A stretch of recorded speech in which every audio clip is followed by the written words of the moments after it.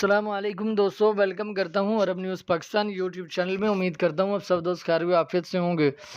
تو دوستوں بڑھتے ہیں آج کی سعودی عربیہ کی تازہ ترین ہیڈ لائنز میں، لیکن اس سے پہلے آپ دوستوں سے ایک چھوٹی سی ریکویسٹ کرتا ہوں، اگر آپ دوست ہمارے چینل پر نیو ہیں تو پلیز ہمارے چینل کو سبسکرائب کر دیں اور ساتھ میں دیے گئے بیل آئیکن کو بھی پریس کر دیں۔ اس سے یہ ہوگا کہ کوئی بھی سعودی عربیہ کے ریلیٹڈ کوئی بھی اپڈیٹ آئے گی تو آپ دوستوں کو ہمارے چینل پر آگاہ کر دیا جائے گا۔ تو دوستوں بڑھتے ہیں آج کی سعودی عرب کی تازہ ترین ہیڈ لائنز میں۔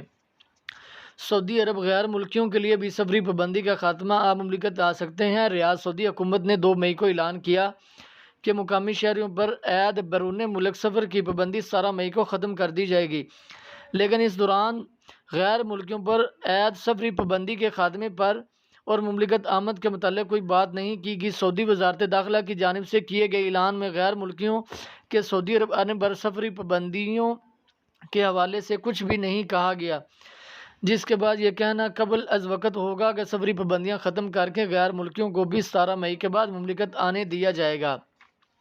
یہ حالات پر منحصر ہے کہ سعودی حکومت نے واضح کر دیا کہ 17 مئی کے بعد سعودی شہری بیرون ملک سفر کر سکیں گے۔ اس سے قبل پروازوں کے لیے خصوصی طور پر وزارت داخلہ سے اجازت نامہ لینا پڑتا ہے۔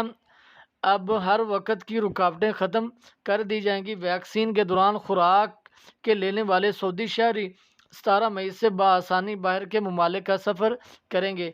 خیال رہے کہ سعودی عرب سے جانے کے لیے غیر ملکیوں پر ہر قسم کی پابندی نہیں تھی، اور اب تاہم پاکستان سمیت 20 ممالک پر پابندی تاحال برقرار ہے۔ تو دوستو یہ تھی آج کی چھوٹی سی نیوز۔